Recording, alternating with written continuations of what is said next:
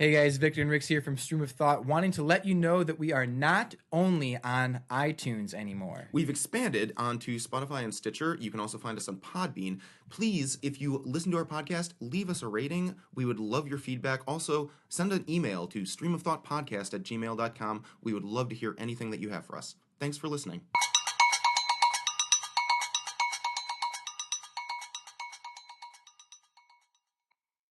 Man, dude, I've been This is waiting so for this episode funny. for a while. I cannot tell you. Back in the day when we released this episode with Nathaniel Nate Burrows, I'll be comedian extraordinaire.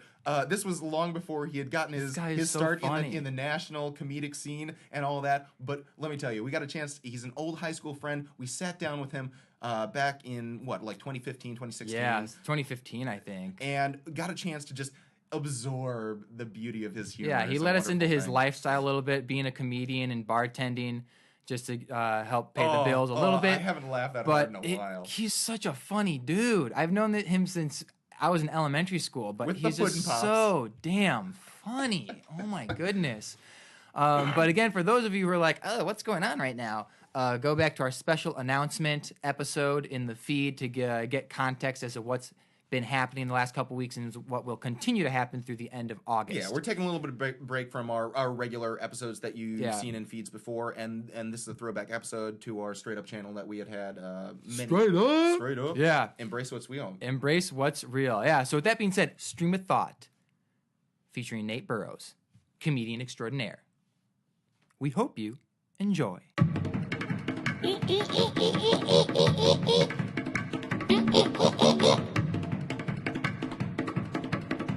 All right, so here we are, another episode of Straight Up. With us is Nate Burrows.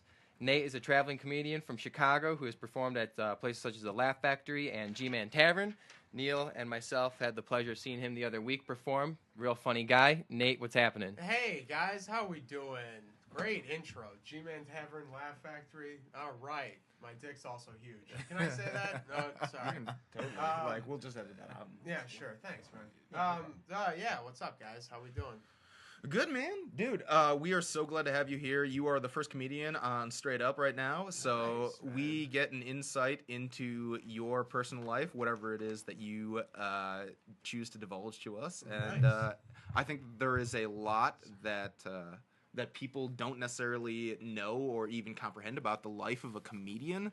But before we, go into what your life is like on a regular basis, how did you choose to enter this field of comedy to begin with? Oh man, it seemed right. I mean, who do you guys usually have on? Like, let me ask you that question. Cause I'm a first comedian.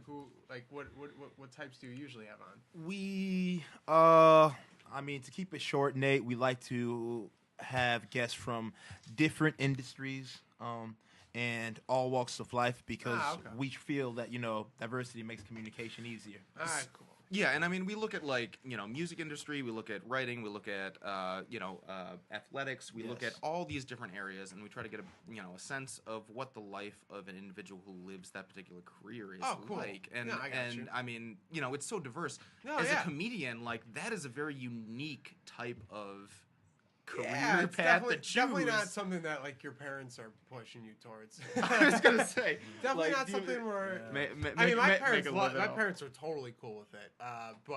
No, not to stray away from your question. The reason I got into stand-up comedy was because it always just kind of felt right. Like everything else, I've always just kind of lived my life, just making jokes and being a goof and just being loud. That's true. Yeah. It's and very just true. animated. So it was just fun. Just kind of Okay. fell into the right place, man. Okay. It was like it's. Was there a seminal moment of you're like, this is the path that I'm going to choose? When you were in college, did you major in comedy or what? How did that end up progressing? When I was in college, I did. I was trying to figure out my major, and it was supposed to go into business, and I saw all the business kids, and I'm like, I'm not a business kid. I hate wearing blazers. I didn't fucking own a briefcase. Kids brought briefcases to classes. It was so weird. It just wasn't your thing. I wore hoodies. Like, What college did you go to? DePaul. DePaul. But I was like, I don't like, and I was thinking about dropping out. My mom kind of gave the mom speech of like, they're, got the financial aid, and you need to go to college, kind of thing. Just being a mom, which is totally understandable. I'd say the same thing to my kid. But there was an open mic at DePaul, and I had like 3 or 4 of my friends who, after like smoking a joint, were like, "Dude, you should do that. It'd be so fun." Yeah. So I wrote like some material, which is some of the worst material. Like, it's just shit that when I think about now. I wore a neon green shirt, and I had a Detroit Tigers hat that was cocked, and it was a music comedy open mic, and I followed a kid who was covering John Mayer. It was this kid who was doing an acoustic John Mayer track. It was the most acoustic John Mayer shit you could ever do, and it was and then he did a song of his own. Do you know John Mayer? Yes, viewers, I do know who John Mayer is. So we have one of our co-hosts is black. I am familiar with John Mayer. For those who don't know, John Mayer, you're wearing J. Crew. Fucking. Yes, I know who John Mayer is. Jesus Christ! All right, it's ass deal. But yeah, no, and then he did an original. He goes, "This one's an original," and he did it about his girlfriend at the time, and it was like my heart took the train to the station of her love or something, and then I followed, and then it was like, all right, well that was whatever that guy was, and all right, well Nate Burrows is gonna tell some jokes, and I went up, and I did pretty awful. The first 3 jokes were bad, besides my friends laughing in the back, and they were just laughing at how bad it was going. And then I did one joke that like got a laugh, and it felt so good. It was the best feeling, and it still is the best feeling to this day. Like, got a laugh, like people actually laughed, and like it was the greatest feeling ever. And I was like, well, this is greater than anything else I've ever experienced. This is what I want. I'll do this for free, regardless. I'll pay to have this feeling. It felt fucking awesome. Yeah, you pay to have this. Is it fuck yeah? I mean. That's pretty tight. So, it was like, yeah, okay, it's a drug. Okay, it's a drug. So you've been doing the comedy thing for what, a few years now? I've been doing it for 4 years now. Okay, 4 years. So tell us about some of your comedic influences. Like, who did you watch growing up? Who do you study, and why? Well, I listened to Bill Cosby before he was roofing people.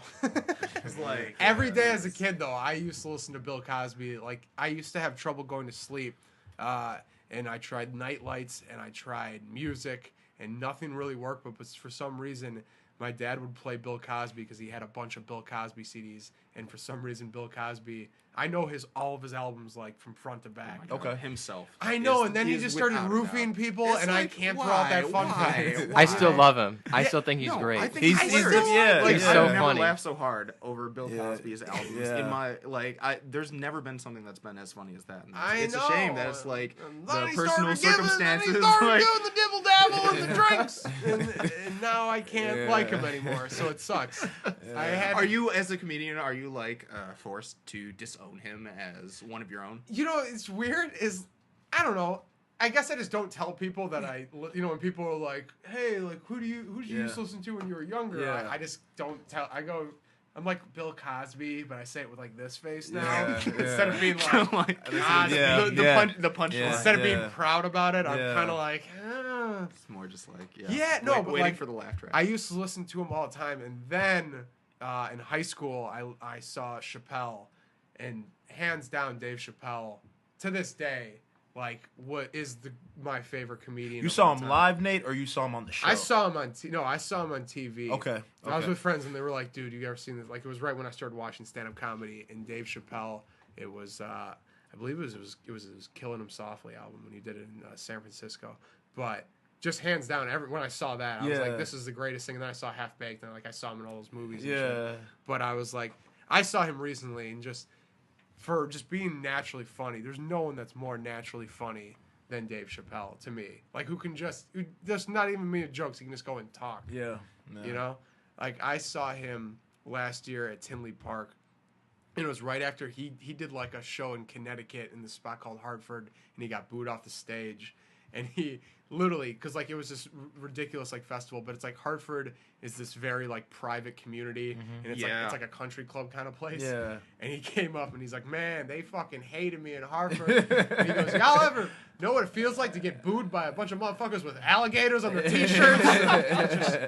just talking about like how crappy it was. It was he's naturally the funniest comedian to me. So like what is it about Dave Chappelle that like what like is there a component, or is it just his whole persona? Like what do you take from other comedians, man? You know, like for yourself? Yeah, you know, when you're trying to explain why you like why something is the best to you. He's that dude, Rix.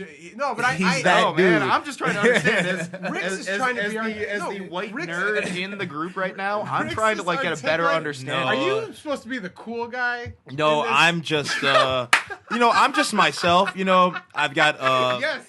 different sides to me. That is what our setup was. You know, the whole straight up thing right there. Yeah, there we go. You know, if you guys think I'm cool, I mean, I'm honored to be if cool. If Neil could have a talk show with himself, featuring himself, we wouldn't even be here. I just feel like you guys kind of try to do like this like buddy cop movie of like I'm the nerdy white guy and you're the cool black guy. No, okay. That's just man. Rich, I'm just myself. Like there's no actor.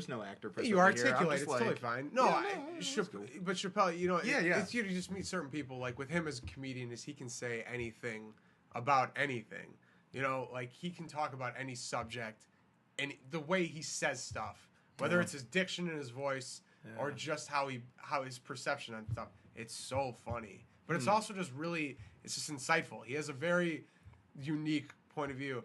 Do you remember when that Donald Sterling thing happened? Yeah. With and he had a joke about that when he goes something just came up that shocked the world. This rich white billionaire apparently has racial tendencies, and then he's like because he talks about he freaked out going, "Stop bringing these black players to my games," and he goes, he was talking about Magic Johnson, and he goes, didn't mention the fact that he had AIDS, which is the first thing I would say if it was my girlfriend. It was so like this is how he does that. Man. Well, I mean that brings up an interesting question. Like, as a comedian, are you confined to certain topics as a white straight male? No, never. From Glen Ellen. Like, are there certain things that are off limits for you to talk about? One of the greatest white straight male comedians from Glen Ellen, Nate Burrows. No, man, there is like kind of like, you know, like a lot of shows. There's like the comedy scene is dominated by straight white males. There's a lot of really is it still dominated by white straight males? Well, that's what's cool is that there are a lot of like in the south side of Chicago, that's where a lot of black comedians are. You do like and you do shows there, and that's like where those are dominantly like mostly like in the north side of Chicago. It's usually there's a lot of straight white male comedians. Cubs fans, yeah, right. But like it's something. It's you know there is a lot like. It's got to be 2 to 1, like between men to women. Like there are very few women in the comedy scene. Really, but there's more coming up, and like it is becoming a very you know we get more and more progressive. There are it's like there are more people, whether it's gay, women, other diversities, and that's awesome because now it's like a whole different perspective. But that being said, is like. You can be a straight white male and talk about the straight white male shit. Oh yeah, everything's awesome, straight white male. But that's not. It's your perspective is your perspective. The way you look at anything is just based on how you perceive it. No matter what your color is or your sexual orientation or anything like that. It's kind of you get to choose how you're. Like I know straight white guys who have a very unique perspective, who don't talk about being straight, white, or male, but they just have. Their jokes are ridiculous. Like it's just what's funny to them. You know? That's just what's cool about comedy is that you really just like it's all just shit in your head. Things that you see and you start laughing at. Whether it's like my girlfriend has a fat dog that has a really tiny head, and I think that's hilarious. and I can convey that. And when you get other people to laugh at what you're thinking is funny, that's what's awesome about it. They say there's like this I think like this book or like study or whatever, and it's called like the humor code. Are you familiar with that, Nate? No, I don't know. So pretty much it talks about like it studies the science behind humor, and it's actually pretty intriguing. Science? Like, it's crazy. There are guys who literally study that science, and they say like, Is it like a degree? So is it like something who you are can these get? nerds? So basically, Who are these Rick Storcells? Listen, that there are researching plenty of that? people like myself out there who are more than eager to engage in these obscure areas of so study. they say pretty much like if you like, there's a formula, like if you say something that's different, that's out of the ordinary, it isn't harmful and it isn't offensive, then you can get a laugh out of it. Well, okay, and so there's the whole shock value of words, right? Yeah. And that is abused so much. There's all these people that come up that want to be the next Richard Pryor or Lenny Bruce or guys, and they'll come up and be like, jerking off, fag, and they'll say stuff like that. And they'll say these words that have no depth or weight to them. They'll just say them because they think like if I'm saying them, I'm alternative or I'm being real edgy.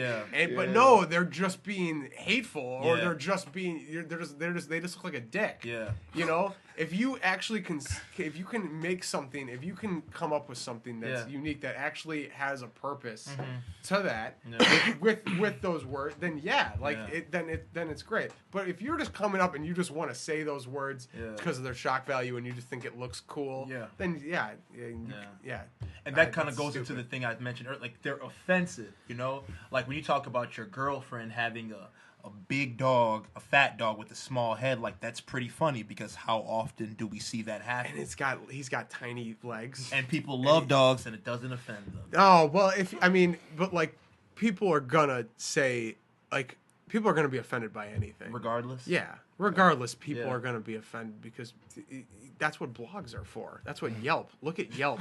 Yelp is just people live off of being offended. That's what people's hobbies are sometimes.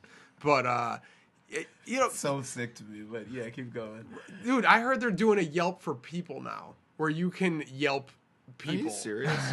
Yeah. Is that not the sickest thing? Have you developed your own Yelp character? No. Personality? But yet? that's I literally just heard this from That's another like, what is that person. like as a comedian? Like, Well, as if you're sort of people- always crossing that possible threshold. If people already don't need their self-image just destroyed even more, like yeah, no they're just kidding, being man. more insecure about themselves. Like there's Yelp has found a new way. But to go off of what you were saying about like people being offended, like people, a lot of people and there's comics out there that have amazing material that's insightful, that has certain offensive words weaved into their bits, and they don't say them to say the words, they say them because they're making a point, but people don't want to hear what they're talking. They want to hear the context.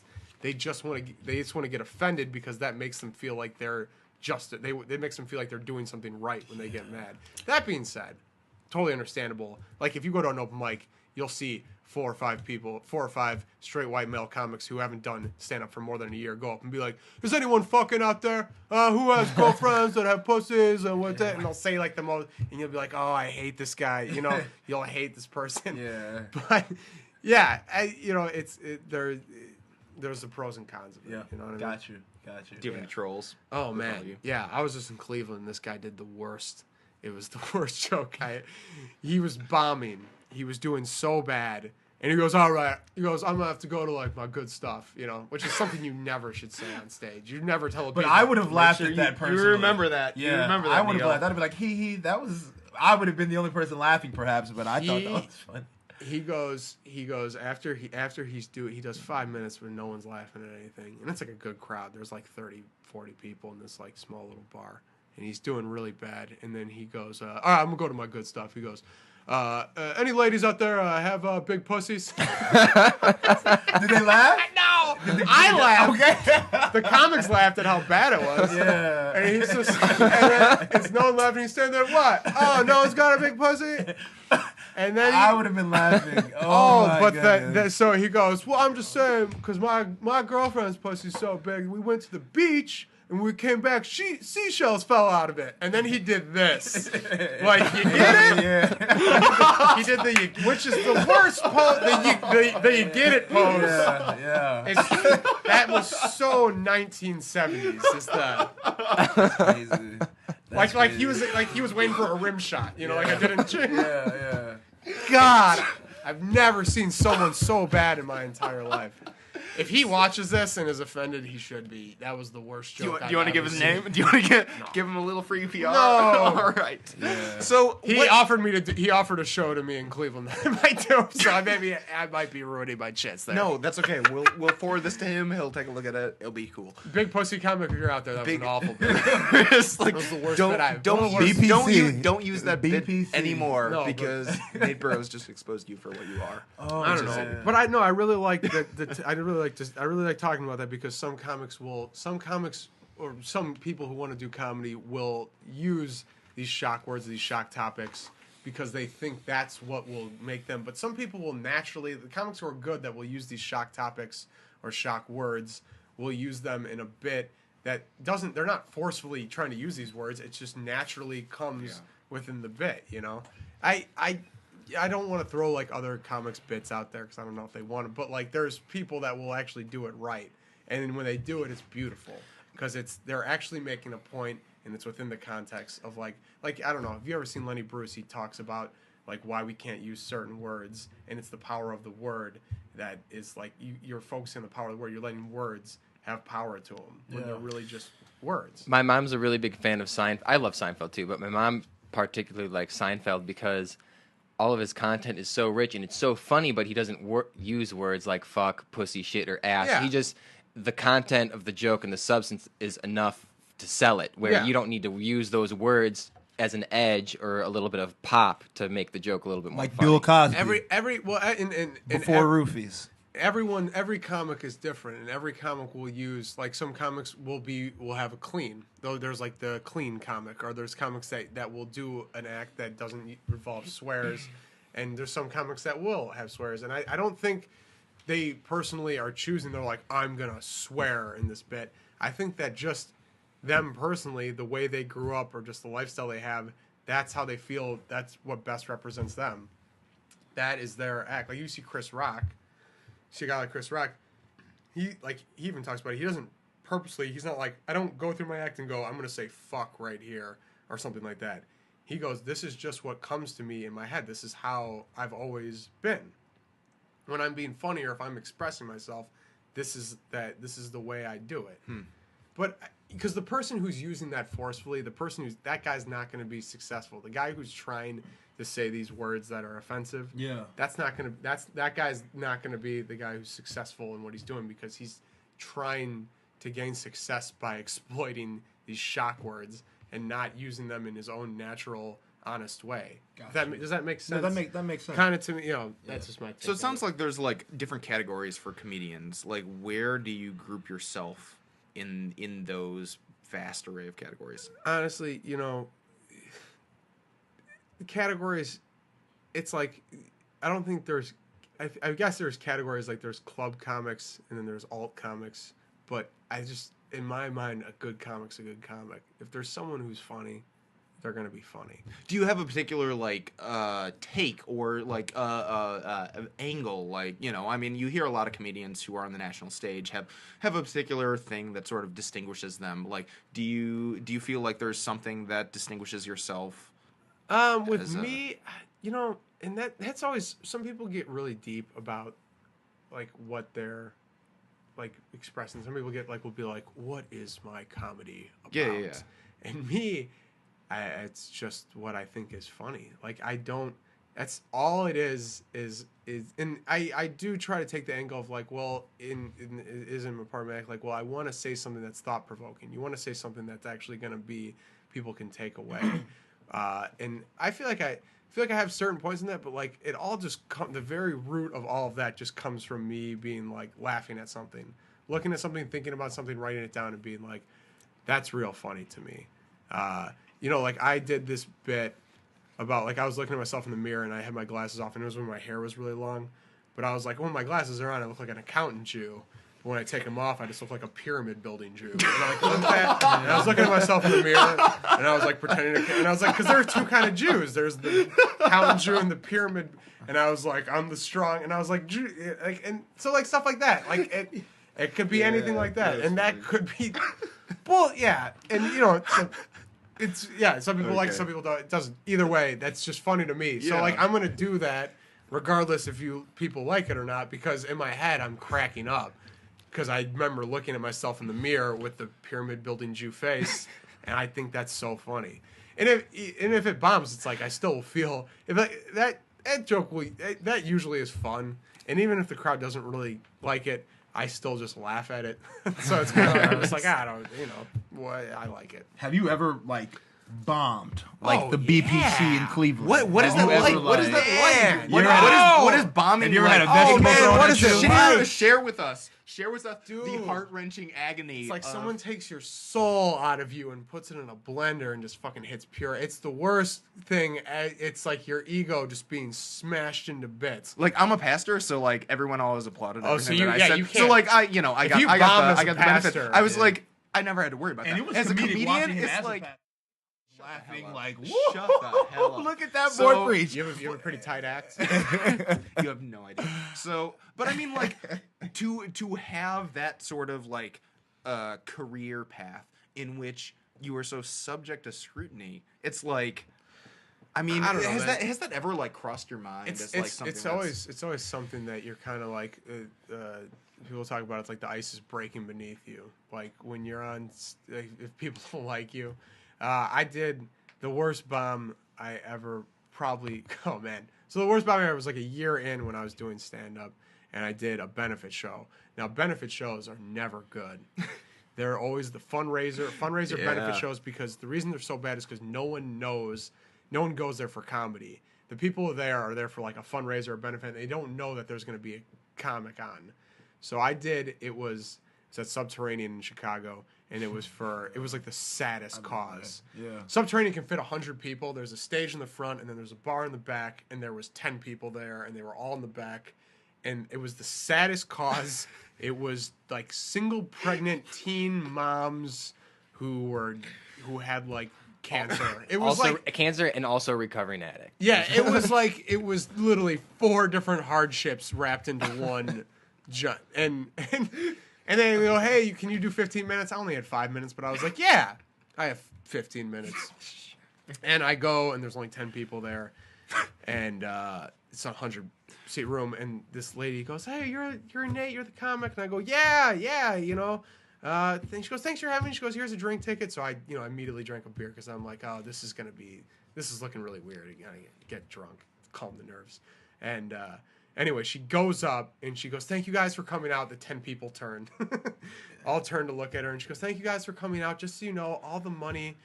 Well, she apologized for being, I know it's light. There's going to be more people coming. Thank you guys so much for coming out. All the money you give goes to these single teen pregnant cancer moms that, all the money you give goes to them being able to afford diapers. Some of these moms can't afford food for themselves, or they're starving children. So thank you so much for coming out. And then she walks away from the mic, goes up to me, and she goes, you can just go on whenever. And I'm like, what? You're not going to introduce, like, you're not going to be like, hey, comics coming out? She goes, no, just go up and, just go up. And so I went up and I said, hey, I'm the comedian. I'm gonna tell some jokes. I was a year in. I had no... And I was like, she said some really sad stuff. I'm gonna say some happy. They're all looking at me like, what? Cancer? What's up with that, right? Well, I had no idea, and for 10 minutes, I think I blacked out for like 5 minutes of it,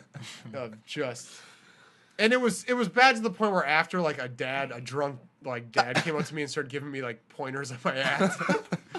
Of like, you could have said this right here instead of this, and I was like, oh my god. That was. Where's the other beer? Yeah, no, I got out of there. That, and I did a show in Indiana called Godfathers, and it was a mafia themed bar where the servers all had plastic Tommy guns and they dressed up like fucking like Al Capone. and they were all miserable because it was a bad bar.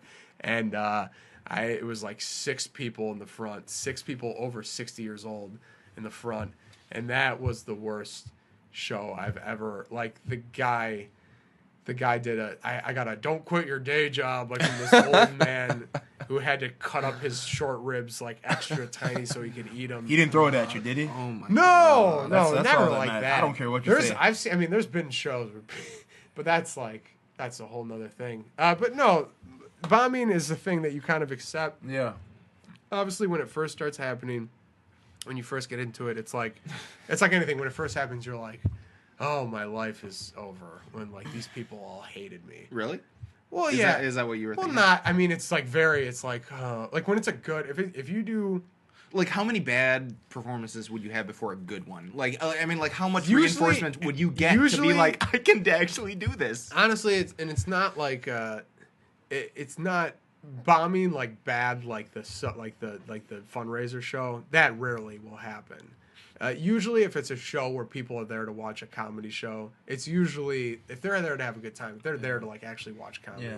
it's usually a good time. Yeah. I like it. But that being said, there are some times where if they're not on board with what you're saying, if you go up and you're saying some shit and they're like not feeling it, then you might have crickets at certain parts. But now it's not even about bombing, it's just you being like I've done some of the same material for the past 2 years, and now I'm at the point where like even if they like it, I'm like I've done this too much. There's no like honesty in it because I know where I'm going to say the punchline and I know what I'm talking about, so I don't like feel as strong about it. So now it's just more like I got to write new stuff. Well, I think that begs the question of what is the life of a comedian Nathan Burrows look like on a daily basis? He wants to know if you have groupies. That's what the listen, underlying. no, tone we're of that gonna get question to is. we're gonna get to that. He wants to Easy, know. cool black guy. Neil, I mean, maybe we were both curious a little bit, but I just Neil's gonna ask that question regardless. So it's an important one. So including your answer, do you have groupies? But I mean, like, what is the daily life? I mean, like, Nothing special. Nothing special. Wake What up. does your process look like? I So wake up, you I have walk my dogs, I watch The Sopranos, and then I write some material. your material just comes out of the blue. God graces you with the humor to be able to adapt certain things that you God experience does in your not. life. It's like, are you an atheist producer? Most Like, most there we comedians go. are atheist. No, Is that true?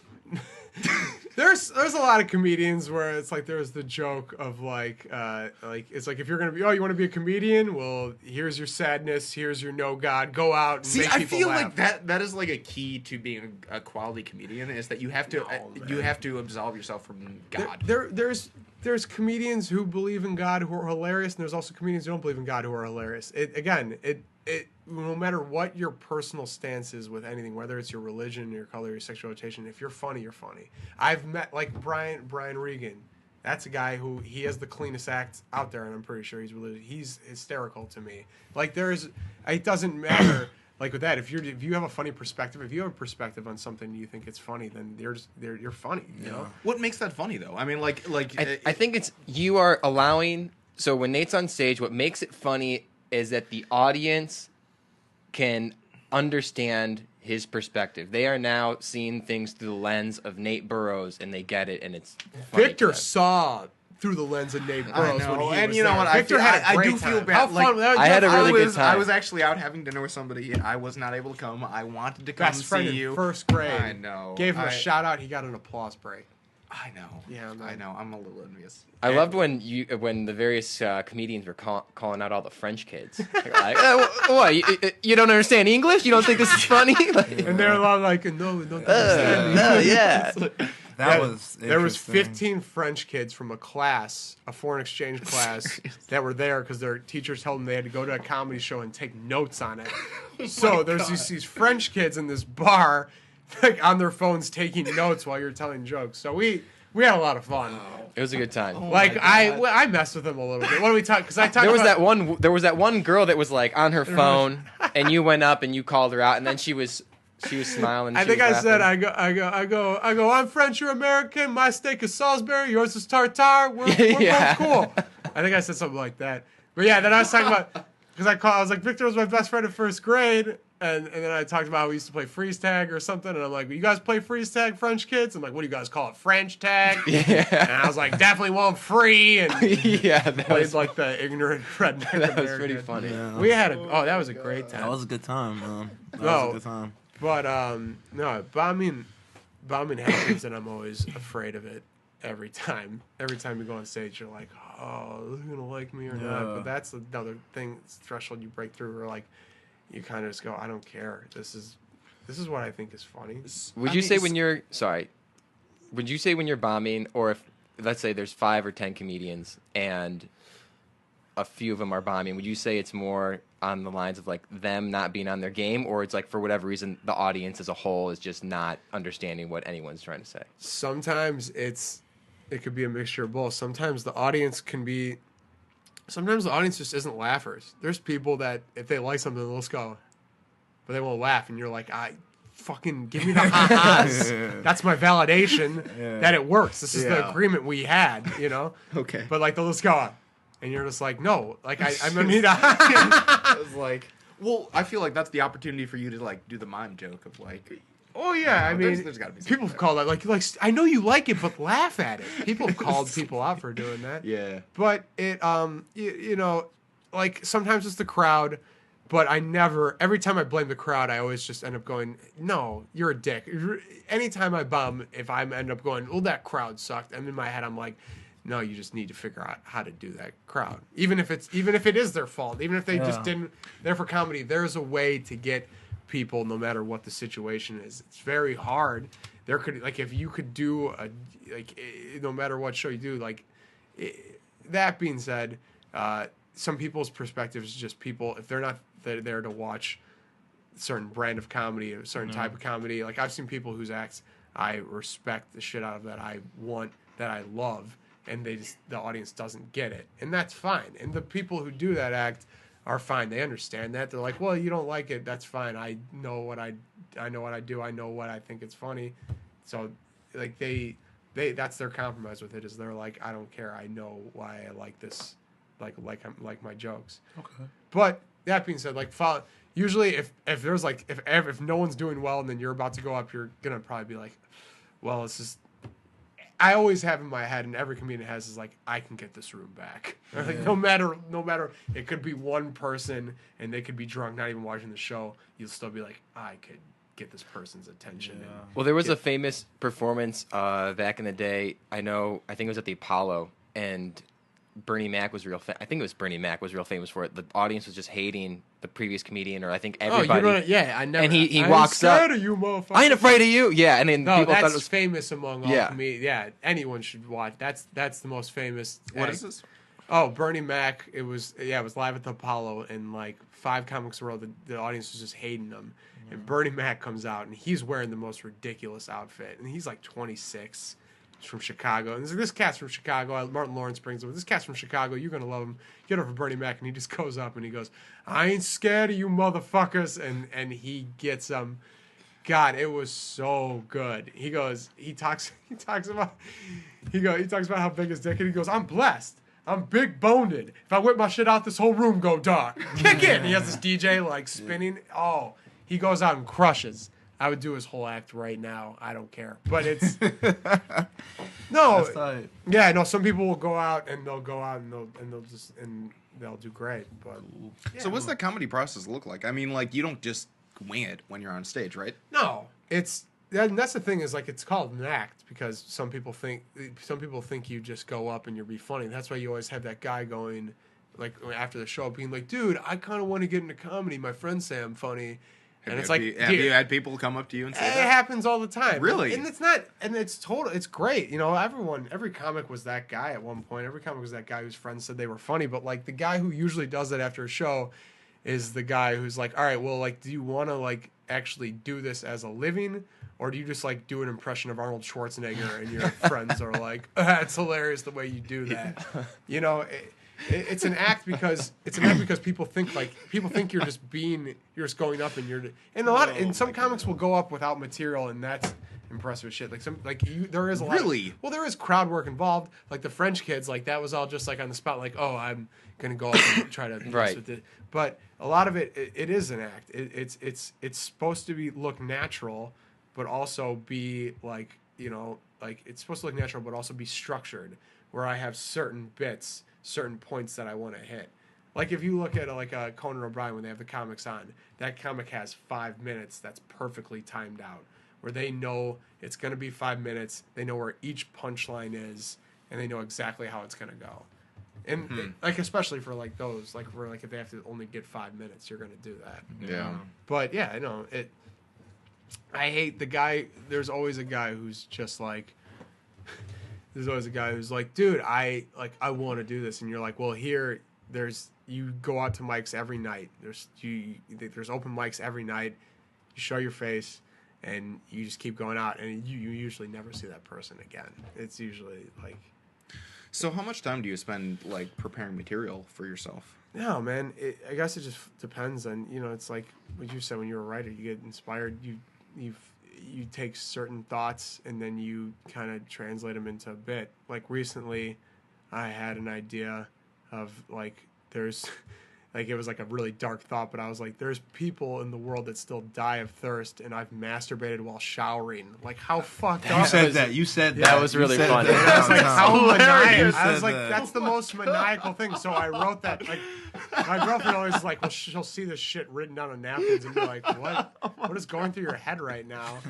And how long have you been dating this girl for? Oh, 3 years. She's great. Oh my God, 3 years and fat, you're still with her? She's got a fat dog and a tiny head. She totally gets it. She totally gets the lifestyle, and she gets how my head works. But I'll have that thought happened right before that show. I had that thought a week before that, and I was like, oh, that's fun. How can I? But it's also kind of sick because it's true, but it's really fucked up. But I was like, oh yeah, I can make this into something. So then I'll do that, and I'll go to mics and I'll say that thought. I'll say that, and if that gets a laugh, I'll try to expand it. How much can I expand on? So then I'll do I'll be like, there's a kid in Sudan who's like, water, please. But I'm under the shower and I act like an evil villain. I'll do an evil villain laugh while I pretend to be jerking off in the shower. Stuff like that. Can we have that in the? Yeah, you can have whatever. We are totally I can including that. pretend I'm jerking off. Okay. Yeah. No, that's cool. That's cool. Sorry, Coach Xander. Shout out to Albie Xander. Thank you for the concussion interview. It was awesome. Oh, he talked about concussions. All right, that's a Yeah, no, the whole football. Man, that. That's a Dude, very, so that's a very interesting. So yeah, background. Nate Burrows and I actually used to play football together on Glenbard West Hilltoppers team. Go Hitters! Go Hitters! I have to say, we never really communicated too much during our time together. You were during more our off your, time on the force. during our time Glenbard during our West time with Hilltoppers? Coach Karpowitz as Nate didn't hang out with guys who wrote books. I think that was the issue. His friends weren't no. book writers. The distinction came between starters and second strings, and I feel like I was more happy with hanging out with if Victor had played football, I would have hung out with him. I would have been killed. Neil I would have been like football. Lucas in football. No, I he have the would've heart, but I would he have been He would have been the destroyed. backup kicker, and in which case him and I would have gotten along perfectly. But that being said, it's I don't know. I mean, I think you were a very humorous person in high school. I lost track of you in college. Hearing where you are right now, what has the progression been like for the course of your life? Graduating high school, graduating college, going into this profession, which is it feels like a cutthroat profession. I mean, what is that progression some been people like? don't. Some people don't like it. Some people don't. Some people they're not don't like it. They're just like, so what are you doing? And I'm like, well, I bartend and then I do stand up comedy. And they're kind of like, well, that's not a real thing Because you're going against the grain. I guess I never. Do people really say that? I've heard. Are they skeptical of your career profession? They don't say it outright, but you see their faces kind of yes. So are you making money doing that? And I'm kind of like, not really. I think my theory is that if they're not doing it, now say this over and over for the rest of my life, but if they're not doing what they love and they see someone else doing something that's really love, they unconsciously are not about it. If they don't see, I don't. The thing though is like I don't. I understand they have their opinions. Some people have opinions that are insane, but it's usually because they're bored or they just, it's like if you're bored with your life and you want to judge like me personally, and I don't mean to say this, I didn't mean to come off passive aggressive. Like if you want to judge me, maybe you're bored. We're taking you as passive aggressive. Totally fine. Yeah, there's a lot of hate. As you can tell, aggressive, very angry. Don't follow him on Twitter. By the way, Twitter handle. Do you have something to follow? Nate Burrows 2. That's my Twitter handle. Why 2? I don't know. There's a Nate Burrows 1. Is that a thumb? Yeah, Nate. I recently followed you. I'm expecting to follow back. Nate Burrows 1 is hilarious. By the way, he has tweets going like to all my ladies out there, and then it's a picture of him flexing. All right, so make sure you follow Nate Burrows. Nate Burrows 1 has way better biceps than Nate Burrows 2. I'll tell you that right now. Nate Burrows 1, you may sexier. find more physically attractive. Nate Burrows 1, way more sex appeal. Nate Burrows 2, that's where the jokes. And are. where can people find you? What are some of the? We mentioned Laugh Factory, and we saw you at G-Man Tavern by Wrigley. What are some other places that you go to? Pretty much all around the city. I'll do like record shops, bookstores to like clubs, like Laugh Factory, and I've done Jokes Nuts a couple times in the South Side. Really anywhere, every week there's always some like a show that you're doing, so you can check it out there. But I know you always post, I think, where you're going on your Facebook, right? Yeah. Your Facebook is just Nate Burrows? Yeah, Facebook, yeah.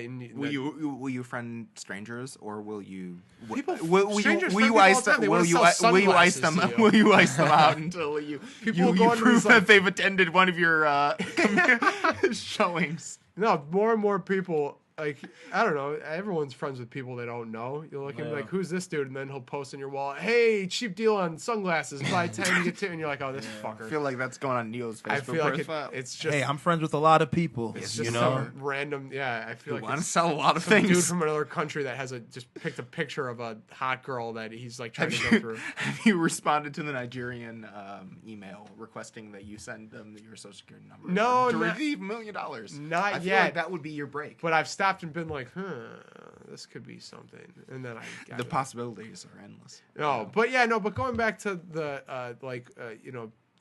the lifestyle is it's something I chose, and I'm grateful to have. Like, my parents are totally cool with it.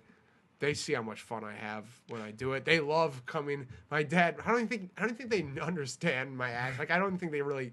My dad loves it. My dad will crack up, and it always is the funniest thing when he was like, I like it when you do that strong Jews stuff. Yeah, the Jews are strong. Burrows, are you Jewish? Yeah. Well, here's the thing: is my dad's side of the family was Jewish. I was gonna get bar mitzvahed, but I didn't. I was raised with both understanding the Jewish and the Catholic belief, because my mom's side of the family is Catholic, my dad's side of the family is Jewish. So I was raised in both beliefs. But I was like, I go to Hanukkah with my grandma and stuff, but technically, like, by blood, like by religion, I'm not Jewish. Like, I didn't. Oh, really? I never got bar mitzvahed or anything like that. But I was raised with the Jewish culture of, like, I celebrate Hanukkah with my grandma, and we go and do Passover and stuff like that. Interesting. Yeah, but my dad will always. He loves it when I talk about, like, the Jewish side of my family, when I talk about, like, certain things, like, with them, like, whether I talk about, like, the strong Jews thing or stuff like that. There was also a time, this happened. The Jewish and the Catholic side of the family got together for Easter, and we celebrated Easter and Passover together. And my dad, while the Catholic side did the Easter egg hunt, like, we kind of just broke off, and my dad goes, just so you know, I put some dollar bills in a couple of the eggs. I swear to God. And a couple of my aunt on the Jewish side just kind of started looking through the bushes. I swear to God. But my dad always goes, you should tell that on stage. And I'm like, no, that's incredibly offensive. He goes, talk about Aunt Betty going through the bushes. Oh, God, Aunt Betty, sorry. But yeah, no. But like stuff like that, it's always great to have. Like my parents like love seeing shit like that. But like, okay, so I mean, what does your average day look like as a comedian who is traveling sort of like consistently? I mean, is this your full time job? Do you do a part time? Like, what does that look like in relationship I bartend at night. I bartend maybe 2 or 3 days of the week during the day, and then once at night. And then the rest of the time, I'm just trying to do stand-up. The rest of the time, I'm just doing this. I'm trying to write. I'm trying to get shows. I'm trying to network. Just all that stuff. Do you have a manager or publicist or anybody to help you expose your material? And all right, managers and publicists who are watching right now, Nathan Burrows. You can follow at Nate Burrows. No, isn't Nathan Burrows? Or At Burrows? Nate Burrows 2. At Nate Burrows 2. Yeah. Make sure it's 2. Otherwise, there's people who do have that. And that's like, I guess certain people hit certain stages, like, you know, people go to festivals and they get picked up or something like that. But right now it's just it's just a lot of fun. Like, I'm not really, and I should be, but like, you know, you got to focus on the, like, how do you get yourself out there, exposure and all that stuff. But right now it's just been a good time where I'm just like, this is just, I'm doing all this stuff and I don't really need money to do it. But it just is like, you know, whether it's like the French Kids on Monday, where you're just like, hey, I got to like just go to like a bar and say shit that I think is funny. That right now is enough. But I know I'm probably is going to hit a point where it's going to be like, all right, well, we'll see where else we can go with it. You know? Okay. So you're just doing your thing until you can make that dough. And that wasn't written; it was organic. I still haven't, and I don't think I'll ever hit a point in comedy where I'm going to be like, well, I am doing this to make a lot of money. Gotcha.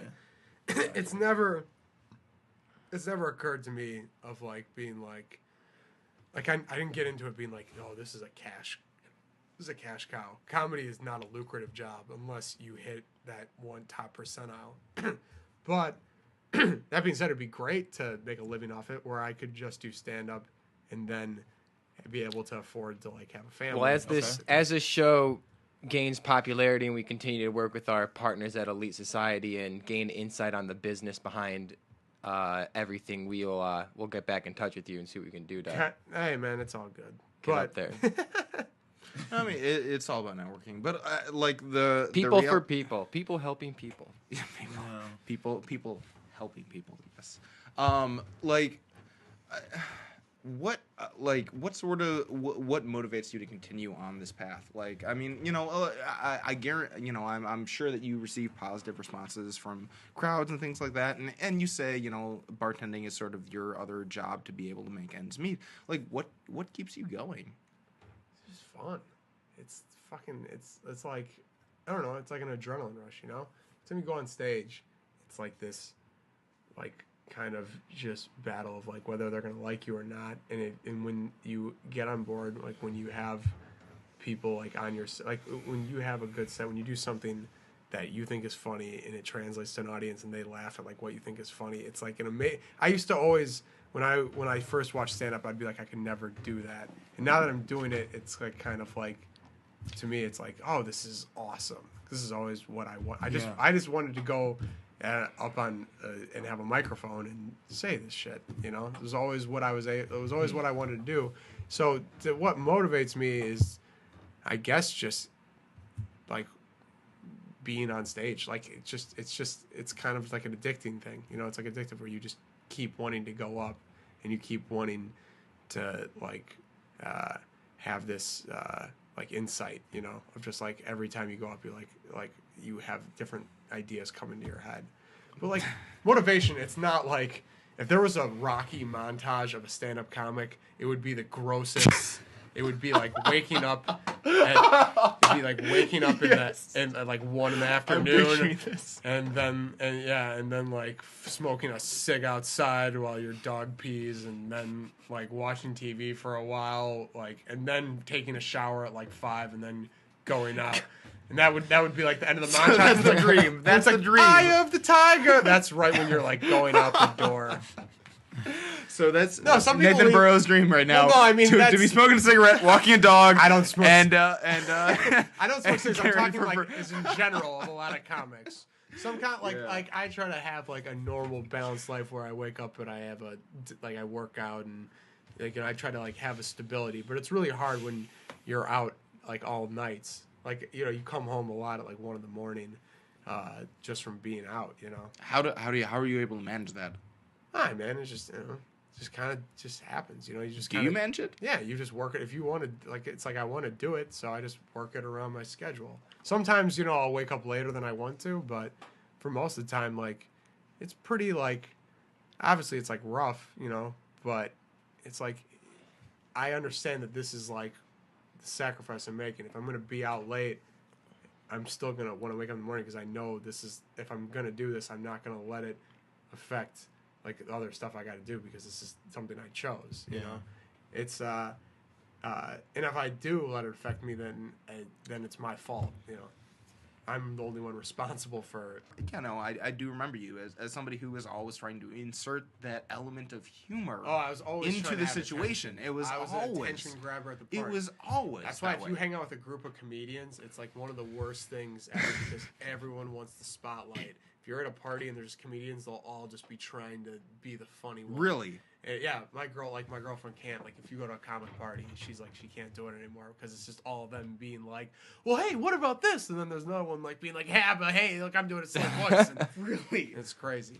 I will totally agree. Like, I loved attention. I still love attention. Having attention, it was something that, I won't be like, it's something I battle every day. It's one of my weaknesses. But I love the spotlight. Every entertainer, I think, loves having the spotlight on them. They're like, it's the show. They sure do, ladies and gentlemen. They sure do. But, thank you for that, Neil. Yeah, man. I mean, this has been tight, Nate. Catching up with you. This has man. been fun. Great, Thank you for coming You guys on. got a great setup. I'm We're glad. not, So we not got- asking questions yet. I mean, like, come on, man. I looked at the list. Looks like you got all of I them. think we got most of them. Do you have I roadies wanna and hear- groupies? I wanna- Do you have Well, we got women that. who That follow is you? so dumb. We're No, one. do Hang on. you Hey, have women Nick, who want to hey, suck your Ricks. cock? Ricks. One, we covered that, and he doesn't have groupies, and Relax. 2, we're out of time. Oh my goodness. It's not funny anymore. No, it's just we're at an hour, and it's almost 7 o'clock. Yeah, it was not. It wasn't funny like 20 minutes ago. I think it's funny regardless. I right, so- kind of wish we You talked bring that about up. personal high school shit, truthfully. But I've had the most fun remembering you from first grade and being super funny all the time, and now seeing you do stand up, and I still remember you being super funny from in high school and stuff. hey, thanks, man. It's fine. Yeah. I offer what I can. Listen, me and Victor Marquez fucking owned the playground first grade. There was this He talks rocket. about There you was this all the rocket time. ship. Oh, monkey yeah, bars, and yeah, Me and him and Andrew Albrecht used to kick it on there, and we kind of ran that. We ran that We had shit. a little gang going. Me, Yeah, Andrew this Albrecht, is and this guy named crazy. Lawrence Dart who had an anger problem. I don't know where he is now, but if he's watching this, I hope you're not as angry as you were, Larry. No, I love Larry. So Nate Burrows, We all love Larry. follow him on Twitter at Nate Burrows 2. Catch him out on Facebook. Nate Burrows. He already posts his Seriously, shows. Where are your next performances taking place? I do Yeah. a Where show. can I do people a show follow every. you? I do a show every Thursday on Wrigleyville called This Week's Show. Wrigleyville is a nightmare, but the show is great. Monday, I'm doing a comedy evening. It's a show that I've been doing with my buddy, where we do a 2-man game up top, and we have 5 comedians on. That's always fun. And then you can just, I'll every other week, shows will come up and stuff. So it's just kind of you got to play it by ear. But that being said, Well, Nate, man, thank you for being on our show. Best of luck to you, brother. We'll be linking up very soon. And yeah, thanks again. Good luck to okay, you. man.